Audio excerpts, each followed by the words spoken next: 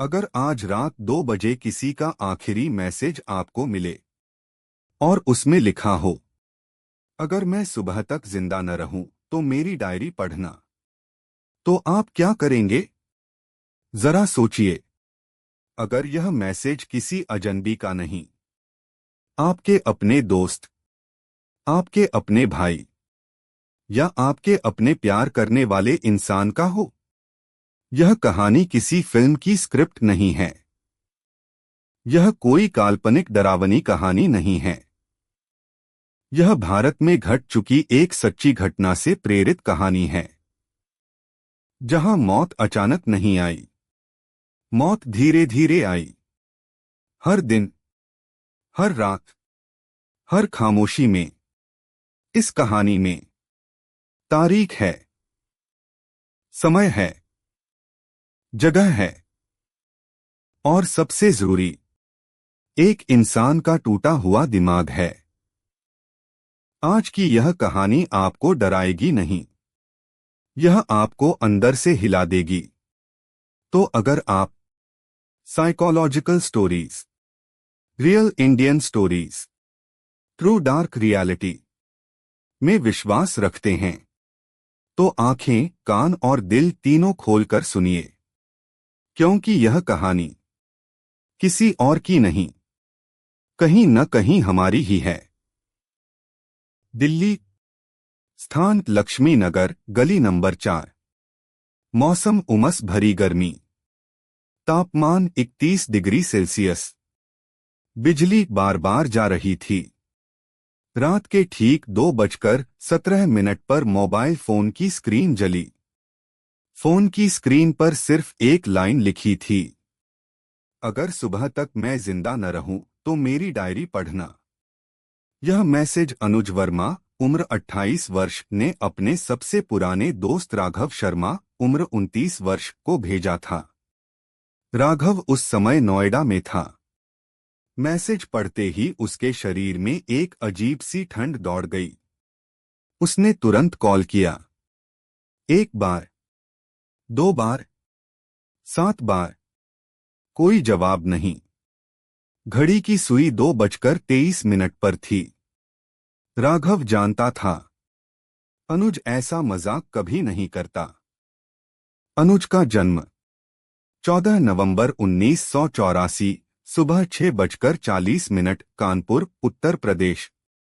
पिता सरकारी स्कूल में गणित अध्यापक, माता गृहिणी। बचपन से अनुज अत्यधिक शांत, कम बोलने वाला और हर चीज को अंदर रखने वाला बच्चा था। स्कूल रिपोर्ट में बार बार एक ही लाइन आती थी, child is intelligent but emotionally withdrawn. 2002 से 2006 अनुज ने आईआईटी की तैयारी की। पहली बार असफल हुआ, दूसरी बार भी। यहीं से उसकी सेल्फ वर्थ, आत्ममूल्य पर पहला बड़ा वार हुआ। उसने B.Sc कर ली, फिर MCA। लेकिन अंदर कहीं न कहीं वह खुद को असफल मानने लगा। 15 मार्च 2009, समय शाम 5:10। अनुज की मुलाकात निशा अग्रवाल से हुई। स्थान कोचिंग सेंटर, पटना।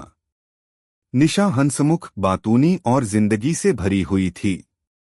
अनुज चुप, गहरा और जरूरत से ज्यादा सोचने वाला। दोनों विपरीत थे और यही उन्हें जोड़ता था। 2010 से 2011 रिलेशनशिप अच्छी चल रही थी, लेकिन अनुज की एक समस्या थी, वह अत्यधिक अटैचमेंट करने लगा था। अगर निशा 10 मिनट देर से रिप्लाई करे, अनुज बेचैन हो जाता। यह एंग्शियस अटैचमेंट डिसऑर्डर का क्लासिक लक्षण था। फोन कॉल, निशा ने सिर्फ इतना कहा, अनुज, मैं अब इस रिश्ते में घुटन महसूस कर रही हूं। कॉल 3 मिनट 42 सेकंड चली। उसके बाद निशा ने सभी संपर्क तोड़ दिए। उस दिन अनुज ने खाना नहीं खाया, ना सोया, ना रोया, बस खामोश हो गया। अनुज ने एक डायरी लिखनी शुरू की। डायरी 17 फरवरी 2012 रात 11:58। दर्द तब नहीं होता जब कोई चला जाता है। दर्द तब होता है जब दिमाग उसे जाने नहीं देता। डायरी 6 जुलाई 2013 सुबह 4:20। मैं लोगों के बीच रहकर भी अकेला हूं। शायद मेरी असली जगह भीड़ में नहीं बल्कि खामोशी में है। यह डायरी बाद में सबूत बनी। लक्षण जो कोई नहीं समझ पाया। नींद का न आना, इंसोम्निया। खुद से बातें करना। अचानक गुस्सा। बार बार मृत्यु के बारे में सोचना। खुद को बोझ मानना। लेकिन भारत में मेंटल इलनेस को आज भी कमजोरी समझा जाता है। अनुज ने कभी साइकियाट्रिस्ट नहीं दिखाया। सुबह 7:30। अनुज ऑफिस गया। दोपहर 1:15। उसने अपना लैपटॉप साफ किया। सभी फाइलें डिलीट कर दी। शाम 6:40। माँ को कॉल किया। माँ, आप ठीक हैं ना? माँ ने इसे सामान्य समझा। रात 1:48। अनुज ने डायरी का आखिरी पन्ना लिखा। मैं मरना नहीं चाहता। मैं बस इस दर्द से छुट्टी चाहता हूं। रात 2:17। मैसेज गया। 13 अगस्त 2013 सुबह 6:05। दरवाजा नहीं खुला। पुलिस ने दरवाजा तोड़ा। अनुज फर्श पर पड़ा था। जहर की बोतल पास में। Postmortem report. Cause of death organophosphate poisoning. Time of death लगभग रात के 2:45 बजे। आखिरी लाइन। अगर कोई यह पढ़ रहा है तो कृपया समझिए, मैं कमजोर नहीं था। मैं थका हुआ था। विशेषज्ञों के अनुसार अनुज को major depressive disorder, anxious attachment, unresolved grief, emotional suppression था। लेकिन समय पर मदद मिलती तो उसकी जान बच सकती थी।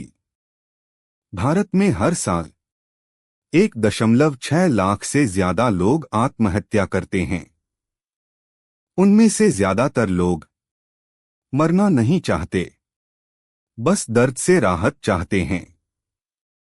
अगर आप या कोई जान पहचान वाला ऐसा महसूस कर रहा है, बात करें, मदद लें, चुप न रहें। अनुज मरना नहीं चाहता था। वह बस इतना चाहता था कि उसके दिमाग के अंदर चल रही आवाजें थोड़ी देर के लिए चुप हो जाएं। वह चाहता था कि कोई उससे पूछे, तुम ठीक हो? तुम थक तो नहीं गए? तुम अकेले तो नहीं लड़ रहे?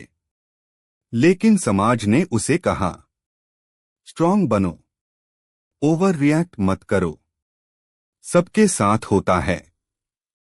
और वही शब्द धीरे धीरे उसके लिए जहर बन गए।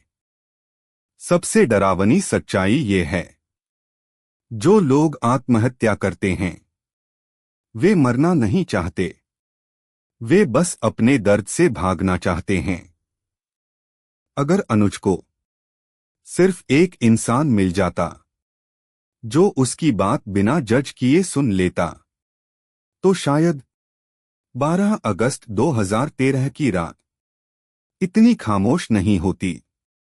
अगर आप यह कहानी सुन रहे हैं और अगर आपके अंदर भी कभी ऐसा ख्याल आया हो या आपके किसी अपने में ऐसे लक्षण दिखें, तो कृपया चुप मत रहिए।